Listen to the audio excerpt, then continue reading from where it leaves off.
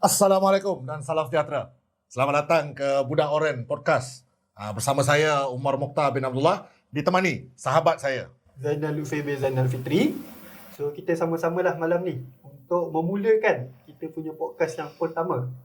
So kenapa kita kena buat podcast ni, Mak? Sampai biasanya kita borak je kan. Tapi kenapa kita nak kena buat podcast ni, Mak?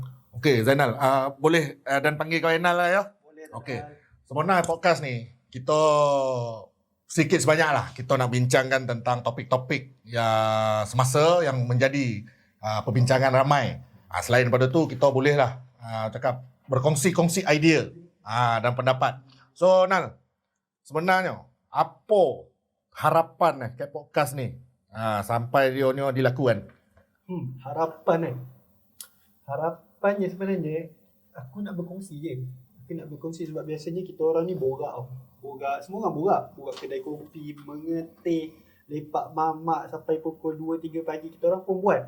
So kadang-kadang perbincangan kita tu mendalam tau, Mak. Dan aku rasa rugi tau kalau perbincangan kita tu tak sampai kepada orang lain. So tu aku harap kita buat podcast ni kan, supaya perbincangan kita ni boleh reach out kepada lebih ramai orang. So macam minggu lepas kan, kita orang bincang pasal padi, kita orang bincang pasal beras, kita orang bincang pasal budaya orang baca Quran dekat barat, kita bincang sirah, macam-macam lah. Anime pun ada tau, kita orang bincang. So tu aku harap bila kita bincang benda-benda yang mendalam ni kan, kita boleh kongsikan sekali dengan orang luar. Termasuklah isu semasa, isu-isu global, isu-isu tempatan. So itulah harapan aku. Kita nak kongsikan perbincangan kita dengan kawan-kawan kita kepada orang-orang luar. So itulah harapan aku.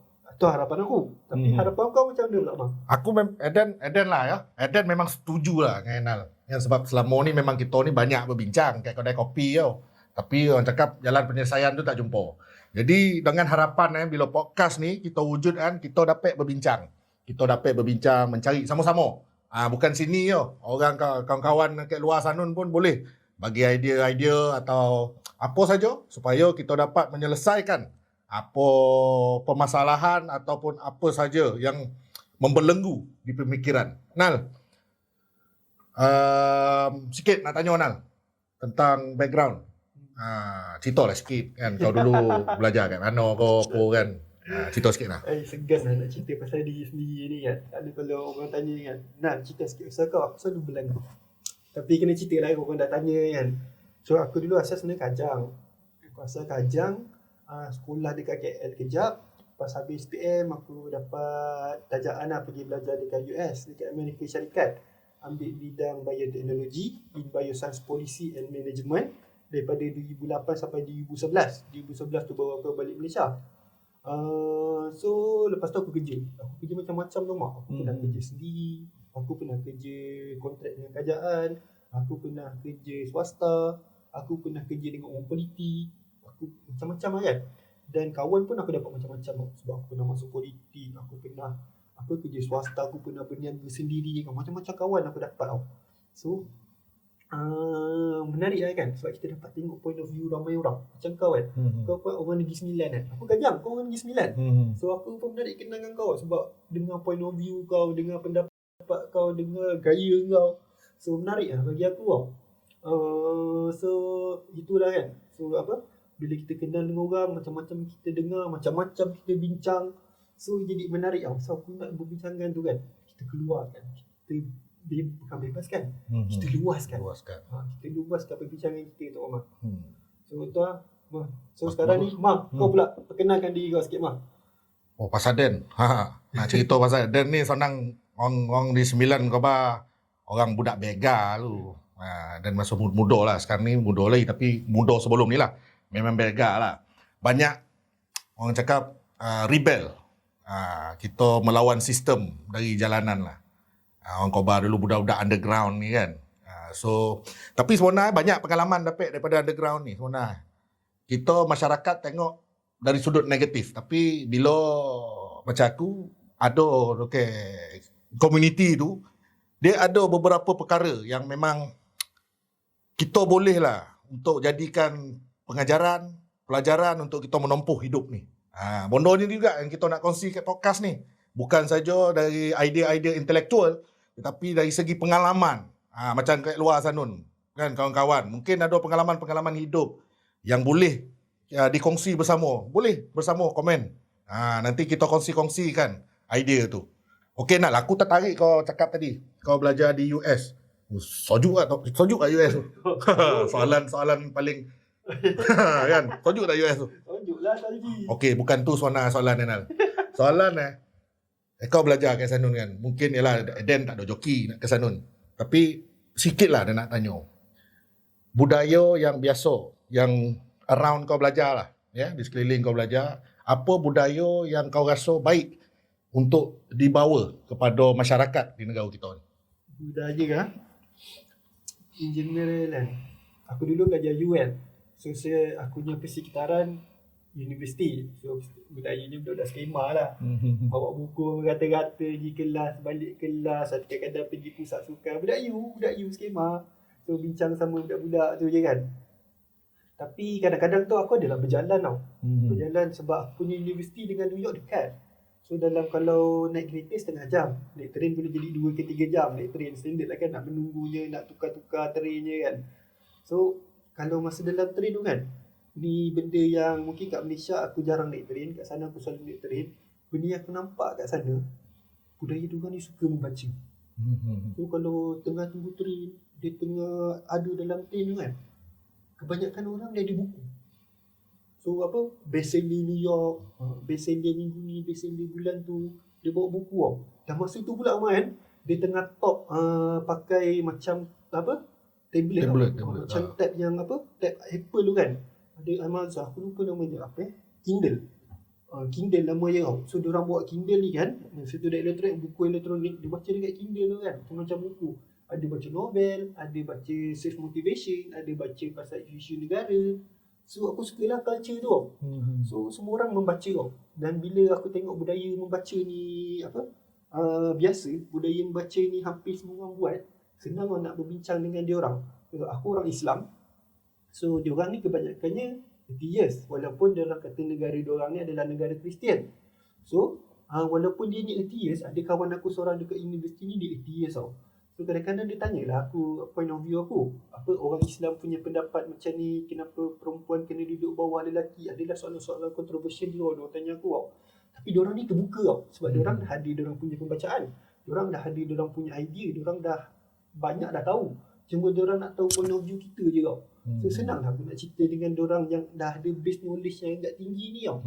So kita nak cerita, nak bagi diorang pemahaman, contohnya konsep adil, konsep dalam Islam macam ni, konsep kekeluargaan. So senang nak cerita dengan diorang tau. Bila semua orang, ramai orang membaca. Tapi mana-mana tempat pun biasalah ada budak-budak huha ni kan, pakai yang geng hipsternya, geng hip hopnya, ada lah. Tu standard kat Malaysia pun ada. Cuma kat sana lagi ramai orang yang membaca tau. Tu aku tengok lah, aku pernah tonton lah kan, sebuah rancangan dia panggil Speaker Corner, yang biasa orang-orang sana dia akan datang bertanya tentang Islam kan. So dari pandangan kau lah, dari sudut view kau, kenapa dia orang gemar bertanya tentang Al-Quran ni? Sedangkan dia orang kat sana Kristian kan. Tapi bila Speaker Corner tu buat, dia orang gemar datang bertanya macam-macam lah kan, ada yang berhujah macam-macam kan. Kenapa? Kalau sekarang ni mungkin masa aku kat US dulu dah ada dah budaya speaker corner ni. Even kat universiti pun ada speaker corner. Diorang masa tu tengah rancak bincang, bukan pasal Islam lagi tau masa tu. Masa zaman aku dulu, diorang bincang antara Obama melawan siapa masa tu, tak silap aku. Obama melawan, aku lupa masa tu. So diorang memang dia bercerita tau, sebab kat US pun perlembagaan diorang memang menjanjikan freedom of speech. So freedom of speech ni siapa-siapa pun boleh bercakap apa-apa di mana-mana. So kalau kau bercakap tu kan, polis tak boleh tangkap kau. Unless kalau ada orang buat aduan lah, gangguan bunyi ke, gangguan lalu lintas barulah polis ambil tindakan. Tapi by right, semua orang ada hak untuk bersuara, freedom of speech yang telah dijanjikan oleh perlembagaan diorang. So diorang berani bercakap. So even kita orang Islam kat sana pun boleh bercakap, boleh berdakwah secara terbuka tau. Sebab memang telah dijanjikan oleh diorang punya perlembagaan. So sekarang ni pula bila kau cakap pasal Islam tu kan, aku rasa baru-baru ni, lagi-lagi bila isu Palestin ni kan. So bila isu Palestin ni jadi isu dunia, sebulan lebih lepas kan. So dia orang lagi tertarik nak dengar pasal Islam tau. So tu lagi banyak dia orang nak tahu pasal Islam tau. Bukan sekadar dekat jalan ni, bukan sekadar dekat speaker corner, even dekat media sosial pun. Aku buka TikTok, aku buka Instagram kan. Dia orang dah jadi macam budaya tau. Kalau dia orang tak jumpa speaker corner tu kan, dia orang sendiri buka Quran tau. Dia baca Dia punya tafsir. curious lah. Dia nak tahu Dia dia. nak tahu. So aku selalu tengok dekat YouTube, dekat Instagram, dekat TikTok kan. Dia orang cerita. Hari ni dia buka Quran, dia baca pasal apa. Dia buka random tau. Dia buka, dia baca kan. Itu yang aku dengar lah itu kan. Dia cerita pasal lebah. Dalam Quran tu lebah dia guna perkataan muannas, perempuan. Sebab selalu kita ingat kalau orang yang tak ada knowledge, dia akan ingat lebah tu adalah lebah jantan. Tapi rupanya kebanyakan lebah pekerja tu lebah betina. So tapi Al-Quran awal-awal 1000 tahun lepas, diorang dah gunakan lebah tu adalah betina. So orang putih kat US tu dia rasa menarik kan. Kebetulan lah dia tu adalah penjaga ladang lebah. So dia rasa menarik kan. Al-Quran awal-awal dah guna perkataan muannas. So menarik Al-Quran ni bagi diorang. Lepas tu itu satu contoh lah kan. Tapi banyak lagi lah kan yang diorang jumpa pasal kenapa diorang rasa Quran tu menarik. Memang satunya memang budaya diorang membaca. Diorang dah rasa curious tu yang dia bila jumpa speaker kena orang berdakwah atas jalan, orang berdakwah dekat tepi padang tu, diorang nak tanya lagi detail. Tu amal yang menarik. Yalah. Aku memang setuju tu Nal. Dia dua perkara tu kalau memang kita ada kan, insyaAllah kita boleh maju diri kita ni. Yang pertama kita konon baca. Jadi bila baca kita banyak ilmu. Bila banyak ilmu dapat, pertanyaan tu yang banyak pertanyaan akan terjawab. Banyak pertanyaan-pertanyaan yang kita tak faham sebelum ni, bila kita membaca, kita dapat ilmu kat situ, akan terjawab persoalan ni. Okey, Nal. Aku banyak Ini hari memang kita bori Nal kan. Biar ada koreh kat sini menjawab kan. Aku banyak tanya kau soalan. Okeylah Nal. Okey, 5 minit bagi aku soalan. Cepat. Memang Nampak? aku nak tahu sebab kau cerita kat aku sebelum ni kau tak ada formal education tau. Aku nak kenal kau lagi sebenarnya. Walaupun kita dah kenal, tapi ada benda lagi yang aku tak tahu pasal kau. Cuma aku nak tahu lah kan. Dalam schedule kau umur berapa? 36. 36 kan. SPM kau tahun 2005. 2005, sekarang 2004. 19 tahun kau tinggal kat SPM. Dalam 19 tahun kau hidup ni kan, apa benda yang bagi kau, so aku ada formal education, kau tak ada formal education, so kau apa cara sekalipun kau kena belajar. Pengalaman ke, jumpa orang macam-macam. So apa benda kan yang bagi kau, mungkin lah kau jumpa benda tu, nasib baik kau tak belajar dekat kau dapat jumpa orang ni, benda tu sampai sekarang kau pegang. Antara pengalaman lah yang orang dapat di jalanan ni, dia senang cerita jalanan lah kan, supaya semua mesra lah. Kita pertama sekali jangan pernah rasa kocik hati ataupun rendah diri. Sebab orang jalanan ni memang buruk di mata orang. Tapi apa yang kita dapat belajar adalah pengalaman yang sangat berharga. Sangat berharga sebab kita belajar daripada perbuatan terus. Daripada praktikal terus. Macam, bukanlah saya nak cakap orang belajar universiti tu tak elok, bukan. Dia orang bagus, dia orang ada teori, dia orang belajar secara sistematik. Tetapi budak di jalanan, mereka belajar melalui langkah-langkah kaki. Dia orang belajar melalui apa yang dilihat depan mata. Dia orang belajar melalui apa perbuatan mereka pada hari itu. Seperti komuniti, kadang-kadang yalah, maaf cakap, dulu melepak kan, bukannya ada kerja pernah. Kadang duit pun tak ada. Tapi bagaimana kita boleh bersatu, boleh ya hidup, boleh ya survive. Maknanya saling bantu-membantu tu. Saling bantu-membantu, brotherhood, orang panggil, senang istilah brotherhood. Lagi, macam kita tengok, bila orang ramai tengok anak-anak jalanan ni, kaki kutu rayau lah, apalah. Tapi sebenarnya kami semua sepakat. Di jalanan, tak ada orang yang nak makan kawan dia sendiri, tak ada. Kawan yang susah, insyaAllah dia ada bantu. Macam tu. Jadi pengalaman yang seakan itulah yang memang susah lah kita nak cari kat luar kan. So tuan tahu sikit lah, secara ringkas lah. Kang lebar-lebar cerita kan. Faham lah kan. Tu kan. Tapi nanti mak aku nak korek banyak lagi benda kau ni. Tapi insyaAllah itu dulu. Nanti kita sambunglah ke second session kita ya Mah. Boleh. So kita rehat dulu kejap Kita rehat dulu. Right, insyaAllah.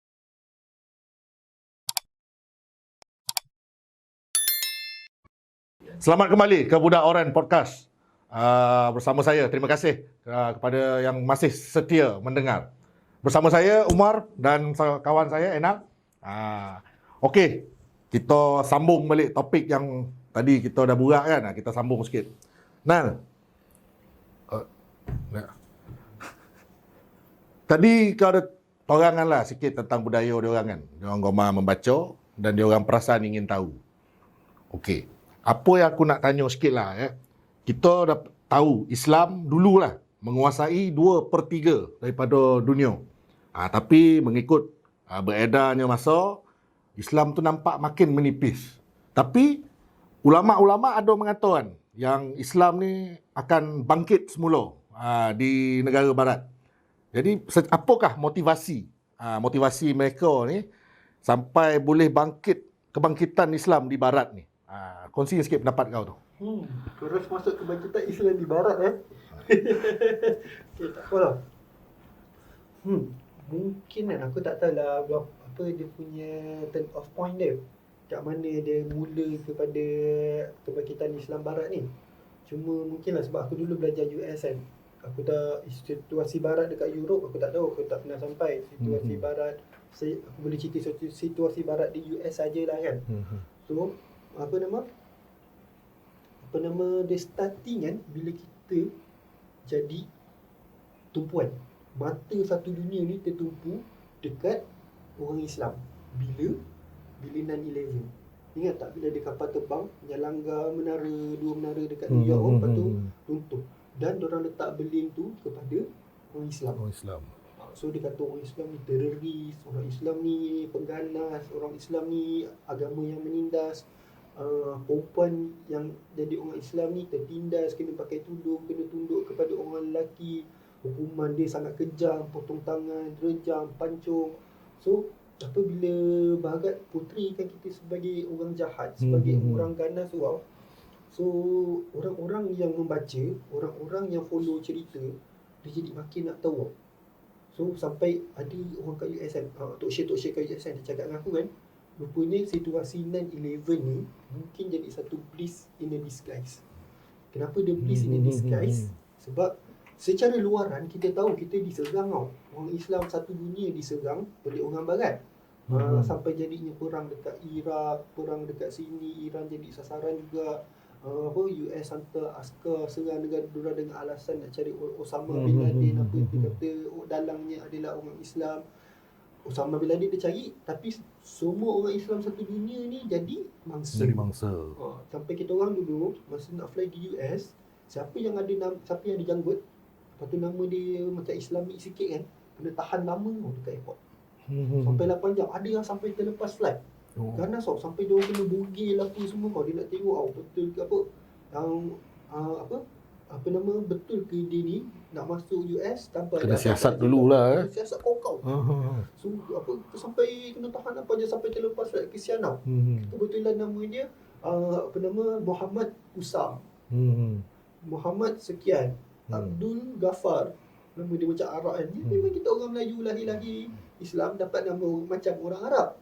So kita jadi sasaran tau. Sejak insiden 9/11 tu tau. So bila satu dunia pandang, kita jadi spotlight. Kita dapat spotlight.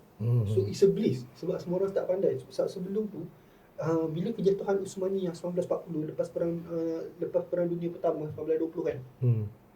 So dia jadi satu zaman macam zaman beku, zaman sejuk, zaman gelap untuk orang Islam tau. Tak ada dakwah.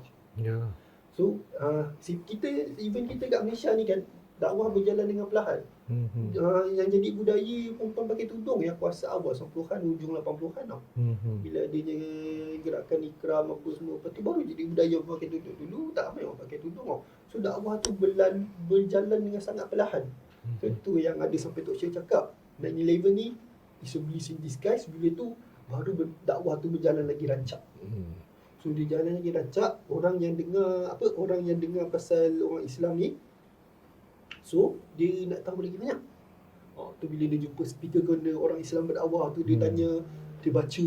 Lepas tu yang sekarang ni jadi lagi satu turn point tau. Dia jadi isu Palestin. Palestin. So, bila isu Palestin tu kan, dia orang pelik tau. Kenapa orang Palestin ni kan boleh optimis? Dia boleh positif. Walaupun dia kena serang, dia tak ada makanan, dia tak ada tempat tinggal. Lepas tu berlaku pula masa musim sejuk. Bulan 1 itu kan, bulan 1 tu tengah musim sejuk. Yang boleh bertahan Kau kelaparan, rumah tak ada. Apa, tapi diorang boleh bertahan, diorang masih positif. Diorang kata Allah akan membantu, Allah akan membantu. Allah, kalau kita mati pun kita mati syahid. Kat sini mungkin kita terseksa, kat akhirat kita ada, kita akan menang. So diorang pelik lah, kenapa diorang ni boleh optimis, sedangkan ada je option untuk diorang kalau nak jadi pelarian kat sini, nak jadi pelarian kat sana, diorang boleh selamatkan ni. Sebab boleh kata kebanyakan negara sekarang tengah simpati dengan Palestin. Kebanyakan negara kita selalu tengok kan, diorang buat ni, lepas tu kena veto balik dengan US, nak buat macam ni kena veto balik dengan US kan. So banyak, lepas tu orang-orang luar kagum lah kan dengan orang Palestin ni, dia punya kekuatan mental, kekuatan emosi diorang kan. Sebab diorang, apa nama sekarang ni, Mat Saleh ni dia pelik tau. Diorang ada kena ujian sikit dah tension dah. Kereta rosak, boleh depres, gaduh dengan Nawik depres, bercerai depres. So diorang pelik kan, kena ujian sikit diorang dah depres, tapi orang Palestin tetap dia tenang je. Dia boleh positif tau. So dia pelik. Tu dia kembali kepada Quran.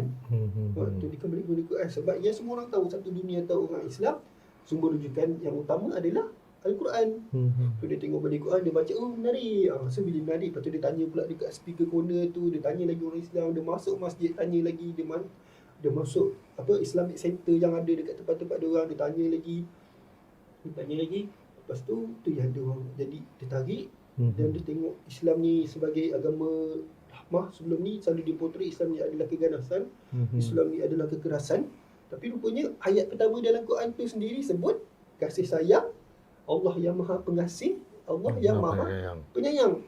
So lepas tu dia baca lagi kan, lepas tu dia tertarik. Lepas tu aku tu tengok itu dekat YouTube tau. Dia kata dalam Islam ni, ingatkan bila masuk Islam ni susah, kena puasa, kena pergi haji, kena sembahyang 5 kali jom. Orang yang secara yang tak pernah terikat dengan sembahyang ni kan, dia akan fikir sembahyang ni berat. Sebab 5 kali kan. Matahari belum terbit, lepas matahari terbit, terbenam tu 2 kali sembahyang, sebelum matahari terbit sekali sembahyang. So benda tu berat tau. Tapi bila dia baca balik dalam Quran ni kan, sekarang ni kita dah nak puasa kan, dia baca pasal ayat puasa tu. So dia kata bila kalau puasa tu wajib. Tapi dalam Quran tu juga dia macam sedar tak semua orang mampu puasa. So kat orang yang tak, macam ibu mengandung, ibu yang menyusu, orang tua, musafir, orang yang bekerja berat, so dia bagi kelonggaran. Sama ada ganti puasa kemudian ataupun bayar fidyah, bayar denda kan. So cukup. So dia tak dia sedar punya Islam ni memang dia ada dia punya disiplin, ada peraturan dia. Tapi Islam juga mengiktiraf orang yang tak mampu ikut peraturan tu ada option. So baru ada nampak Islam ni rupanya agama yang tak terlampau berat, dia ada disiplin, tapi dia juga ada kelonggaran untuk orang-orang tertentu. Itulah bagi aku.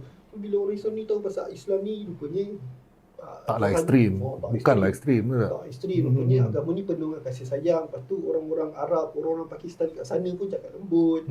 Macam happy tau hidup diorang tau. Macam happy je, tak ada masalah tau. Ya, sebab dalam Islam ni memang itu yang sampai ada hadis, orang Islam ni beruntung, dia senang, dia bersyukur, dia dapat ujian, dia sabar. So dua-dua keadaan dia boleh positif tau. So dia tertarik tu, orang Arab tu tarik tau. So itu makin ramai orang Islam, orang barat masuk Islam. Yalah. Itulah antara faktor-faktor yang mungkin Islam akan bangkit di negara barat kan. Sebab dia orang kejadian-kejadian yang berlaku ni banyak bagi dia orang ilmu lah, betul lah. Banyak dia orang bagi dia orang ilmu, dia orang belajar, dia orang kaji sebenarnya Islam ni. Kita agama kasih sayang sebenarnya, betul? Tapi sikitlah. Sekarang ni kita bincang barat dah lebih ke arah Islam. Tapi Malaysia ni pula. Malaysia ni dah ada donga bisik-bisik mengatakan ke arah liberal. Macam mana tuan? Liberal lah. Pegak ni mah. Cakap kau risau kena serang ni. Tapi tak tahu mak. Sebelum aku nak jawab kan, aku nak tanya kau dulu lah. Apa maksud kau liberal tu? Okey, liberal. Dari ni pendapat dari kebanyakan orang lah. Ada yang mengatakan liberal ni macam dah terkeluar pada agama, ataupun dia punya akidah tu dah tak akidah yang benar lah. So adakah Malaysia ke arah tu Nal? Ataupun ada penjelasan lain? Sebenarnya liberal ni apa? Penjelasan liberal memang okeylah. Nak cakap pasal nak kata Malaysia ni makin liberal, aku susah nak jawab tau. Sebab aku tak ada data. Aku tak tahu berapa ramai orang yang nak keluar Islam. Apa mungkin ada lah, kita Sebab tak nafi. sebab macam ni nak. Sebab apa aku cakap Malaysia ke arah liberal lah, kita tengok banyak ada beberapa beberapa perkara yang terjadi, macam ada isu yang antara civil, syariah kan. Lepas tu pula ada pula individu yang kita tak tahu asal usul dia, tiba-tiba boleh bersuara tentang bercerita hukum-hukum, buat fatwa, dan ada juga orang yang percaya.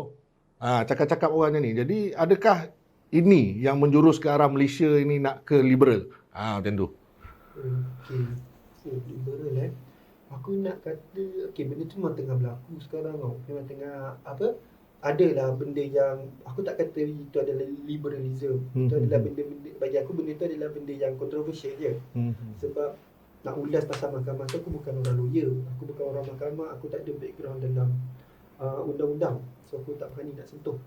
Cuma bincang balik pasal liberalism tu kan, aku tak rasa Malaysia menuju kepada liberalism.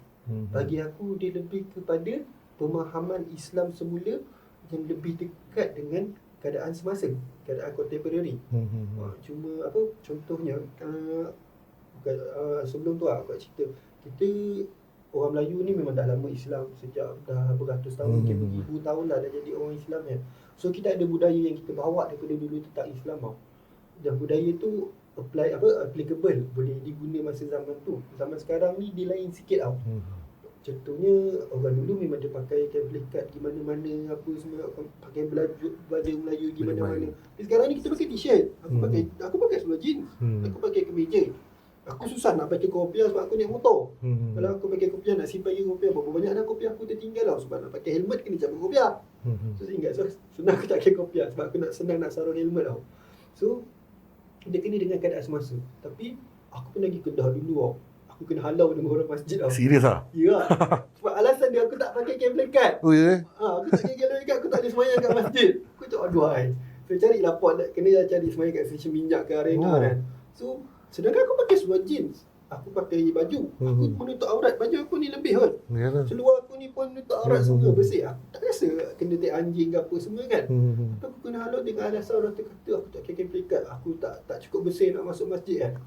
Aku cakap pelik kan. Cuma itulah. So itu adalah contoh yang konvensional lah. Pemahaman kita pasal nak pergi masjid wajib pakai cable card, wajib pakai jubah, dia kena attire dia kan. So orang sekarang ni dia bukannya semua orang sentiasa pakai cable card. Macam aku kan, kena pakai seluar jeans, kena pakai kemeja, kopiah tak ada. Sebab kau nak senang pakai helmet kan. So dia adalah kepada pemahaman yang lebih dekat dengan contemporary. Itulah yang bagi aku, pendapat aku lah kan. Dia bukan liberalism, dia adalah pemahaman semula Islam tu kepada keadaan semasa. So bila kita cakap pakaian sunnah kan, macam orang kata mesti pakai kopiah, yang memang terbaik sebab Rasulullah dia pakai serban, dia pakai jubah, terbaik memang ikut Rasulullah. Tapi apa yang sebenarnya bagi aku lah kan, yang lagi penting adalah pemakaian tu mesti menutup aurat, bersih, kemas, tak poyo. So sebab kita nak semayang anytime senang, kita nak pergi mana-mana pun tak dapat selekeh sebagai orang Islam tau. So bagi aku dia adalah pemahaman. Macam sekarang budak-budak pun macam bila dengar pakaian sunnah apa semua kan, ibu makanan sunnah apa semua kan. So makanan sunnah, orang kata mesti makan kurma, mesti makan madu kan. Ada juga pendapat sekarang yang aku lagi suka pendapat lah. Makanan sunnah tu adalah pemilihan makanan yang sihat, makan cukup-cukup. Rasulullah kan dia makan sekali je sehari kan. Penting halal. Halal baik. Halalan thayyiban, halal dan baik. Tak semestinya kalau suka makan kurma, alhamdulillah kan. Rasulullah suka makan kurma kan. Tapi janganlah kecam orang yang tak suka makan kurma kan. Aku boleh telan kurma, aku suka kuih kurma, aku suka biskut coklat kurma. Bapak sedap coklat kurma kalau kau ada rasa terayak. So bagi aku dia bukan liberalism apa. Liberalism yang macam kita tak boleh nak nafi. Memang ada gerakan-gerakan yang kata nak Malaysia ni legal LGBT kan. Memang satu dunia jadi keadaan macam tu. Even kat Arab sendiri sampai dia sambut Halloween tau. Kat Malaysia kita tak sambut Halloween. Kat Malaysia mana ada kita sambut Halloween. Arab ada sambutan Halloween. Itulah bagi aku lagi liberal lah. Lagi liberal lah. Apa benda memuji setan ni yang pakai baju ikut gambar hantu apa semua kan. So kita tak ada. Cuma kita nak Islam yang lebih dekat, yang lebih lebih kita boleh guna pada waktu Sesuai dengan peredaran masa lah. peredaran masa. Betul. Sebab aku pernah dengar ada ustaz yang ikut sebelum ni, dia kata memang setiap 100 tahun akan ada tajdid, akan ada revolusi dalam pemahaman agama tu tau. So itulah aku percaya Malaysia pun sedang melalui tajdid, sedang melalui revolusi pemahaman agama yang lebih dekat dengan keadaan semasa. Sebab dah berapa tahun kan, aku rasa dah 100 tahun semenjak Perang Dunia Pertama kan, bila kejatuhan kerajaan Uthmaniyah tu. So sekarang dah 2020 kan, 100 tahun. Mungkin akan berlakunya satu tajdid baru, pemahaman Islam yang lebih applicable untuk orang pada waktu itu. So itulah pendapat aku mah. Liberalism aku tak pasti, tapi aku rasa pemahaman yang lebih dekat dengan orang pada waktu sekarang. Itulah antara pendapat-pendapat atau pandangan daripada Enal yang tentang bisik-bisikan nakal lah orang panggil. Bisik-bisikan nakal ni mengatakan Malaysia ni ke arah liberal kan. Tapi sebenarnya adalah kefahaman Enal. Kefahaman kita memandang keadaan semasa.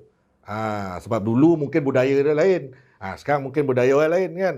Jadi hukum-hukum yang diterapkan sekarang ni, mungkin ulama-ulama kontemporari mungkin dia orang dah keluarkan fatwa-fatwa yang sesuai dengan zaman ni. So, kita dah sampai ke penghujung rancangan untuk kali ni. Nal, ada apa-apa pesanan tak untuk pendengar kita? Tak ada, cuma kalau rasa menarik, bolehlah bagi komen. Kalau ada kata tak setuju, ada pendapat yang lebih tepat, kongsikan dekat ruangan komen, kita bincang nanti. Kalau setuju tapi ada tambahan point, boleh juga tulis kat komen, apa-apalah. Bincang, kita akan bincang nanti. Boleh Amah? Kita kumpulkan soalan, kita kumpulkan pendapat, kita bincang minggu depan. Boleh, insya-Allah. So, bersama saya Omar, Zainal. InsyaAllah, terima kasih kerana sudi mendengar. Kita jumpa di episod seterusnya. Terima kasih.